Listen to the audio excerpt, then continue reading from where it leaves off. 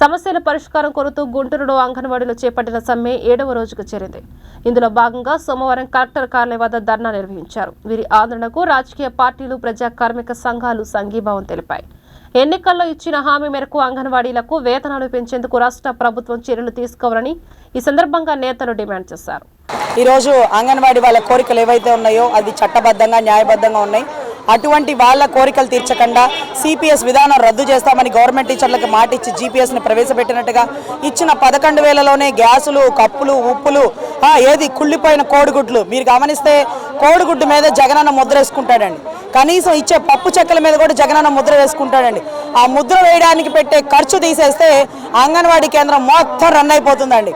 ఆ పబ్లిసిటీ పిచ్చ ఆపితే రాష్ట్ర ప్రజల భవిష్యత్తు బాగుంటుందండి. ఋషికొండ మీద ఈ ఇల్లు కట్టుకోవడానికి 450 కోట్లు ప్రభుత్వ ఖజానా గండి పెట్టిన ఈయన అంగన్వాడీ వాళ్ళ కేంద్రాలకి కనీస వేతనం ఇవ్వట్లేదండి. తెలంగాణతో పోల్చుకుంటాడు కదా, వాళ్ళ చల్లి పోల్చింది కదా, ఏది సింగిల్ రోడ్డు, డబల్ రోడ్డు, చీకటి, వెలుతురు అంటూ ఈరోజు 16,000, 18,000 కనీస వేతనం లేకపోగా వాళ్ళు అడుగుతున్నటువంటి 26,000 గవర్నమెంట్ బెనిఫిట్స్. 40 ఏళ్ల నుంచి ఈరోజు అంగన్వాడీ కేంద్రంలో ప్రతి బిడ్డని తన సొంత బిడ్డగా భావిస్తూ ఈరోజు ఇంట్లో వండుకుంటూ, అక్కడ వండుకుంటూ, ఇంటి గ్యాస్కి, అక్కడ గ్యాస్కి అన్నీ ఈ 11,000తో సమకూర్చుతున్న ఈ ఆడవాళ్ళకి ఖచ్చితంగా ప్రభుత్వం దిగి వచ్చి న్యాయం చేయాలి. లేకపోతే 100 రోజుల టైంలో కొత్తగా ఫామ్ అయ్యే ప్రభుత్వం టీడీపీ జనసేన కూటమితో ఖచ్చితంగా వీళ్ళ డిమాండ్లు నెరవేరుస్తుందని మనస్ఫూర్తిగా కోరుకుంటూ, అధినాయకుడైనటువంటి జనసేన రాష్ట్రంగా ఈరోజు ఖచ్చితంగా మా అందరినీ సంఘీభావం తెలపమన్నాడు.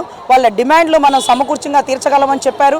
అదే రకంగా పవన్ కళ్యాణ్ గారి ఆదేశాల మేరకు మేము అంగన్వాడీ కేంద్రాలని సందర్శించి వాళ్ళ డిమాండ్లు మీ దృష్టికి తీసుకొస్తున్నాం. హరిసుందరి దేరా జీజాబాయి మహిళా సంక్షేమ సంఘం తరఫు నుంచి వీళ్ళందరికీ మద్దతు తెలపడానికి రావడం జరిగింది.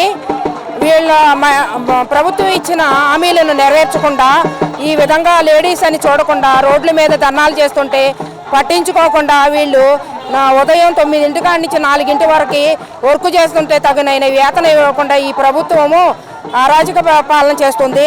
ఈ ప్రభుత్వాన్ని మెడలు వంచాలంటే మా దేరా జీజాబాయి సంఘం నుంచి వీళ్ళు అనుమతిస్తే ఒక పెద్ద సభ పెట్టి వామపక్షాలు సహాయంతో తీసుకుని వీళ్ళకి న్యాయం జరిగేదాకా వీళ్ళ ఎన్నంటే ఉంటామని, అవసరమైతే న్యాయస్థానం ద్వారా కూడా వీళ్ళకి న్యాయం జరిగేటట్టు ఉంటామని వాగ్దానం ఇవ్వడం జరుగుతుంది.